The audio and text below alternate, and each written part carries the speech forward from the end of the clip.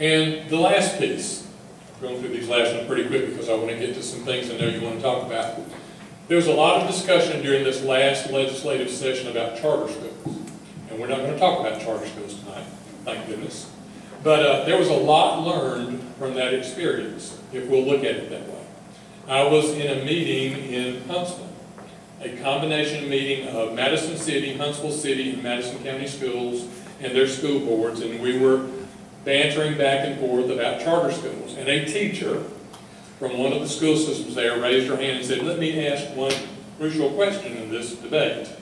If it's the flexibility that's given to schools that are charters that allows them to do these innovative and creative things to serve children, why don't we apply that to all schools in the state of Alabama, so that they can really be freed up to use their resources? Because if you haven't been an administrator in an Alabama public school, almost every cent that's sent to them from the legislature is earmarked and can only be used for what it's there for.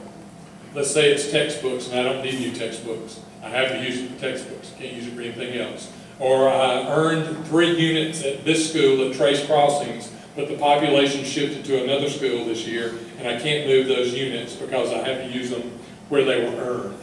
So our state board has now passed a resolution that says if there is a rule or regulation that the state board has in place that is keeping you from doing what's right for children, we will waive it and let you flex those resources, people, and financial to do the things that you need to do. We've had several school systems step outside the box and do these sorts of things. Winterboro High School in rural Talladega County, just down the road from you guys.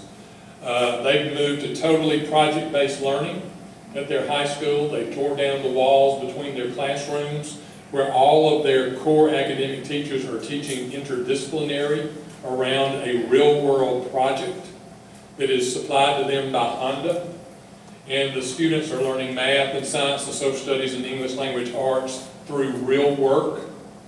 And I can assure you, and they did this because they were having a dropout problem. Since they've started doing this, they've had nobody leave their school, because kids understand why they're learning what they're learning. In Lawrence County, still a very strong agricultural area of Alabama, they wanted to shift their entire curriculum and focus their academics on agriculture. So K through 12, they have an agricultural base to teach their subjects. Every school has their part in it. It ends up with their high school students graduating with an agricultural endorsement to their high school diploma that's recognized at Auburn University and some of the other places that have agricultural programs. In Florence, Alabama, they wanted to really focus on advanced placement with English and social studies. And they asked if they could not give the social studies and language part of the graduation exam, so their teachers who teach that could really focus on their AP work. They no longer give the language and social studies part of the graduation exam. It's hard for people to believe that the State Department will say it's okay not to do something anymore. But those days, my comrades in the back will confirm this, is those days are over. If you can find something that we've got in place that is keeping you from doing what's right for kids, challenge us on it. We welcome that challenge, because I have a rule at the department. Folks will confirm this. Don't come to me with "they said," because if you can't identify who they are, there's nothing I can do about it. And since we have held tight to that rule, it's amazing the "theys" that don't exist and the rules that they supposedly were imposing on us. Half the things that I thought as a local superintendent and as a high school principal that I couldn't do because the State Department said I couldn't do it, now that I'm one of them, those rules don't even exist. We're more open to do half the things we've needed to do. It's just been passed down from administration to administration. And we've actually found, Crystal, that some of the "theys" that people refer to died 40 years ago. And those rules and regulations hadn't had any applicability for years. So I'm just saying, it's a new day. Individualized, personalized support to local school systems. We want to model what a perfect special ed program looks like. So we're going to treat our 134 school systems as if they were a special needs child. and we're going to develop our support and resources accordingly. We hope that will help drive home how this can be done, and we're going to remove those things that are standing in their way.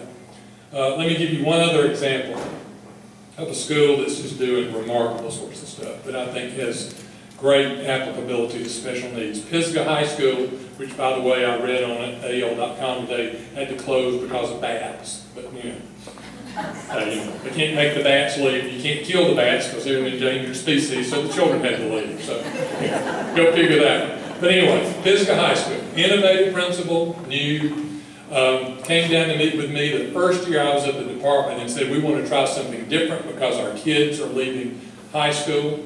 Pisgah, has anybody ever been to Pisgah, Alabama? You'd have to want to go there because you don't go there by accident. I mean, you'd only go by their accident. You'd have to have a reason to go. But wonderful people. But they wanted to do something different. So they challenged the time thing that drives education. The Carnegie unit, for the educators in the room, you know, you got to have 140 hours to get a credit. We waive that now. You don't have to. If you have a plan that you can get there a different way, I'm not worried about the 140 hours because I've been in some classrooms that 30 minutes would have been just as good as 140 hours, and I've been in some where you need 3,000 minutes. So time's not the determinant anymore. But anyway, they wanted to shave some time off their 4 blocks and not have 96 minutes in a block. Okay. I used to think that you couldn't do that. You had to have 96 minutes in a block. Not anymore. You serve children, not the clock.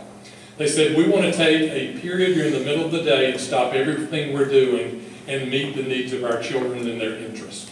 And they surveyed all their children at their school and said, what is it that you're involved in, that you're interested in when you're not here?